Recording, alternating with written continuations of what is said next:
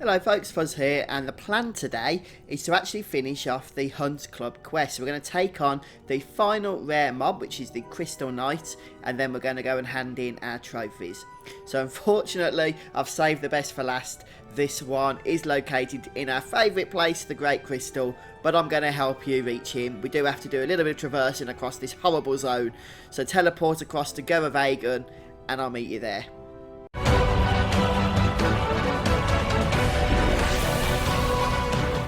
Okay, here I am about to enter into the Great Crystal itself, and in all honesty, compared to some other things that we've had to accomplish here, this isn't too bad trying to find the Crystal Knight.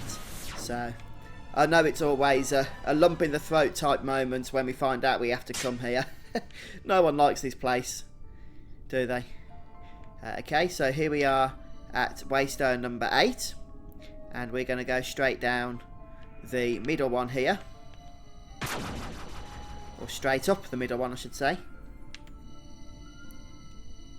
This will take us to Waystone 9. We'll go ahead and use this. And this should take us to Waystone 10. Hopefully I'm learning my way around this place now. The amount of times we've been here, should it be? And there's only one exit out of here, which is Waystone 10, so we'll take it. And this should take us to Waystone 20. And it does.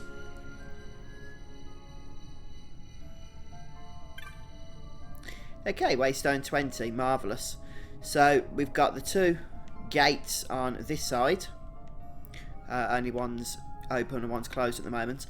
And the way that we came in is behind us, which means that these two exits here, you can take either one. But actually, no, I think you need to take the left one. It has to be a clockwise loop. What we need to do is make a loop around the next few platforms, bringing us back to that Waystone number 20. And if we do that, we should spawn the Crystal Knight rare spawn. That's the working theory at the moment anyway. So just make sure you keep an eye on the path you came down so you don't double back on yourself by mistake. This takes us to the gate stone. We've been here before, but we don't need to worry about it for now. We're just going to head back down the other path. This is going to bring us back towards Waystone 20, which should be the next one after this. I do love the Gendarme shield. These guys hit hard. But with that shield you take about 0 damage. Well, if we've done this correctly, let's hope that we have. And yes, there's the Crystal Knight. The Crystal Knight is a level 61/62 enemy. And it has 105,000 health. So just bear that in mind as you make your way into this battle here. I'm going to go ahead and see if we can steal the glimmering robes from this fella. So if we equip the thief's gloves, just do the usual stuff, of course. Turn steel on. Ash can do what she does best, although she should have this spell up quite high. There we go. And Panel just needs to turn Skaith off for the time being. And we'll start stealing. Couldn't steal, couldn't steal. Could take a bit of time. These are always rare steals, aren't they?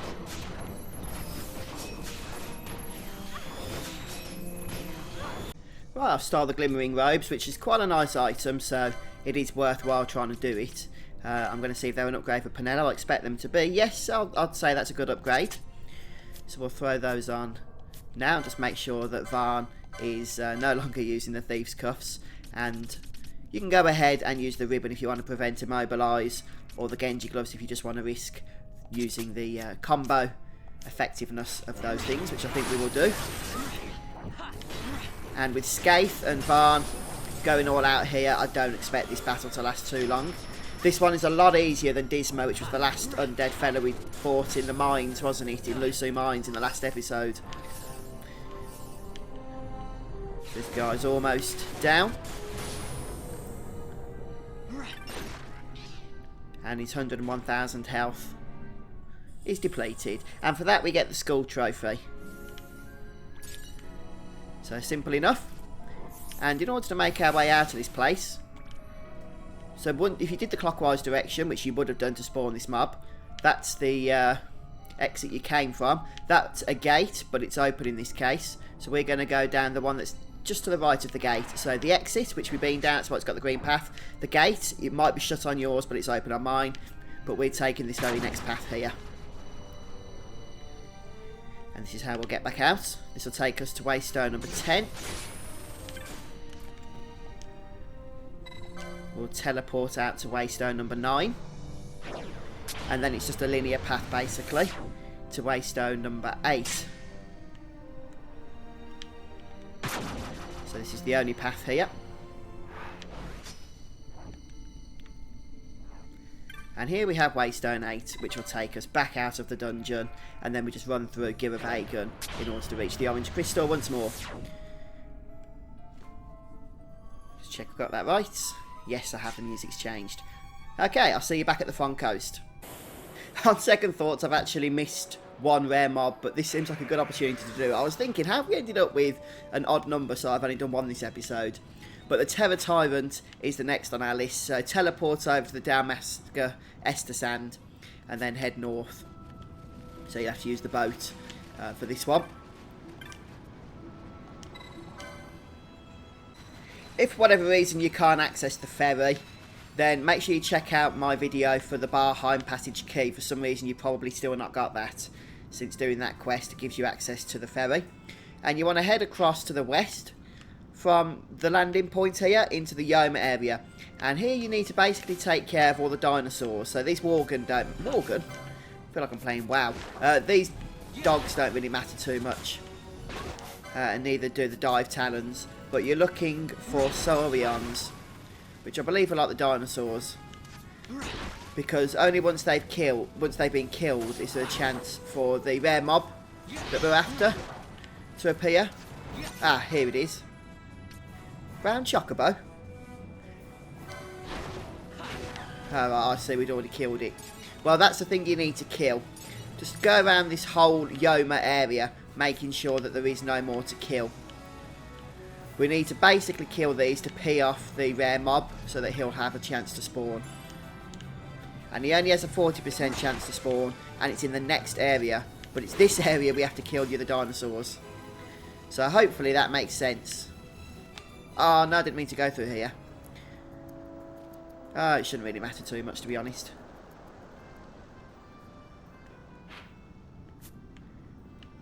Just make sure that those dinos haven't repopped, which they can do. They can do indeed. Bring the map up so I can see. Yeah, it does look. Okay, so we'll just start making our way over to the north now. And for every one of those dinosaurs in this area that we're now in, it can spawn. It has a 40% chance of doing so. If it doesn't, you'll need to head out 2 zones in order to get it to reset. So head south to do that.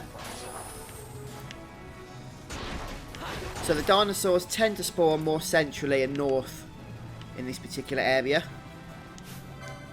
So sadly this is just a normal wild Sauron, or Saurion. That's a nothing. Okay, so we're going to head south, reset the spawns here, and try again. Right, it's spawned on this occasion. So here it is, and you can steal a Scathe Mote if you want to do so, but I'm not going to bother. So this is a level 50 or 51 enemy, so it shouldn't take too much of a beating of damage before it actually goes down, although it does have 125,000 health. So it is quite tanky for its level. But by this stage in the game, it's not going to cause any trouble for my particular team here. And we're levelling into the 70s now, the hype. And we get the hide cover trophy, and finally we can go to the Phon Coast.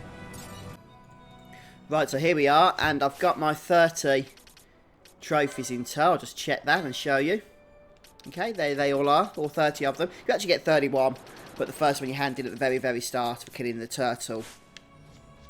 Just to kick the quest off, so you will have 30 if you've done everything. And we're going to head over now to here, and if you check in the video description of any of these Hunt Club videos, I'll show you the rewards you get for depending on how you distribute these 30 trophies. So you can't get all the rewards, unfortunately. You do have to pay for the rewards once you've unlocked them with Gil, but that shouldn't be a problem. If it is, just check out my Gil farming video. So most people think that the best thing to do is to go for the Zodiac Spear, which is to hand 10 in of each, or to give 30 to the weapons. Oh no, giving 30 to the weapons one, which is attack, here, would unlock the Masamune. So that's probably a waste, to be honest. But if you give 10 to each, you get the Zodiac Spear. And the Zodiac Escutcheon, but that's rubbish anyway. But you don't need to get the Zodiac Spear from this place, because you're probably only going to need one anyway. In my case, it's for Bash, since you only have one Ulan. I'm guessing you've only got one Ulan. I'm not sure that I've ever known anybody to get 2 of those jobs. But you can get that Zodiac Spear from the mines, where you fight Zodiac. So go and check out my video on how to get the Zodiac Spear from there, and to save yourself from having to use your trophies here to get that. Instead, what I'm going to do is spend my trophies in order to unlock a second Genji Glove. We've already got one. The Genji Glove is really powerful, and you get one from Gilgamesh, but you can get a second one here as well. Will I ever use 2? Probably not. Maybe I will, but it's out of all the rewards, it's probably the best thing that I can choose. So that's what I'm going to do. So in order to do that, we need to give 5 trophies to attack. To attack, 5 to Blok, and 15 to Stok here. Okay, so I'm just going to start, and all we have to do is speak to them and hand it over. You have to do one at a time, unfortunately. So that's number 2, number 3, number 4, and number 5. If ever you want to just check how many you've given to each of them, you can just go and speak to the Hunt Master here, and he'll tell us we've given 5 to attack and none to Blok or Stok. So I'm going to go and sort that out. And what I'm going to do now is just hand the final 5 over to Stok. I do recommend you save, by the way, just before you hand all your trophies over, should you mess anything up. The reason I'm giving the final set to Stok here is that we'll actually get another ribbon for doing so. And I do only have 5 ribbons, so one more won't hurt. And once we've done that, we can go and speak to Hunt Master. And we'll get a bit of a cutscene, depending on what it is we've handed in. Will depend on the rewards that we get, or will determine the rewards that we get. So we gave 20 to Stok, and we gave 5 each to the others. That was the announcement. So we get a ribbon for free. That's what I get for giving 16 to Stok. Again, check the rewards out in the description if you want to know what it is that you would get.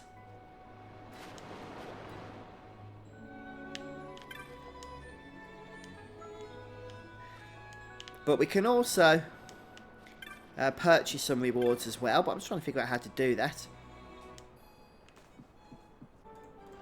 Right, so actually you just need to go over to the shifty eyed man over here, who is actually the outfitter's merchant. And if we speak to him, we can see we can purchase the rewards from him directly. I'm going to go ahead and purchase our Genji Glove. So now we have 2 of those. But since we've earned the rest as well, we may as well go and purchase it as well. Although none of it is obviously very good. Not at this stage in the game. But we can get it anyway.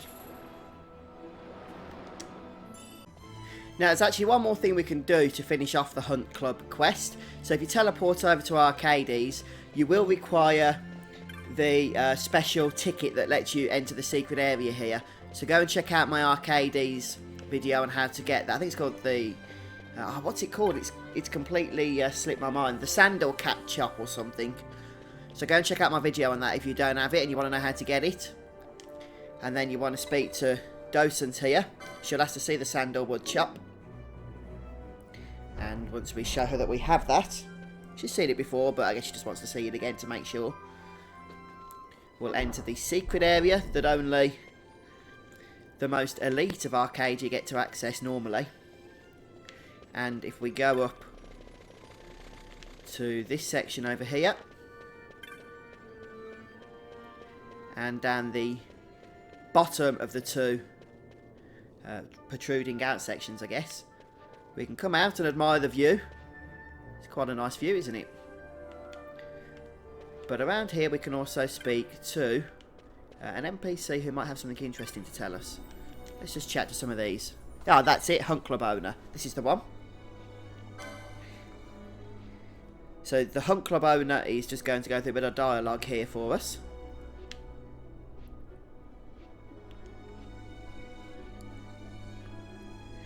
So we can actually speak to this person beforehand, but you might as well just do it at the end, in my opinion. And the more marks you take down for the Hunt Club, the more he's going to give you. And now we've done all 30. And we get an Aries gem, a Libra gem, a Taurus gem, a Scorpio gem, a Gemini gem, a Sagittarius gem, Cancer gem, Capricorn gem, Leo gem, Aquarius gem, and finally Virgo gem and Pisces gem. And he's very, very happy about that. And that actually brings us to the end now. That is the very end of the Hunt Club quest. And as far as I'm aware, we've done everything that can be done. So I hope this series has been helpful to you guys. And we're going to come back to do some more Final Fantasy XII videos soon. We'll be doing some more hunts, normal hunts this time though, amongst other things as well. But in terms of the Hunt Club series, that's it, we're done. So thanks for joining me along for this ride, and come back soon for more Zodiac Age. Cheers all, take care.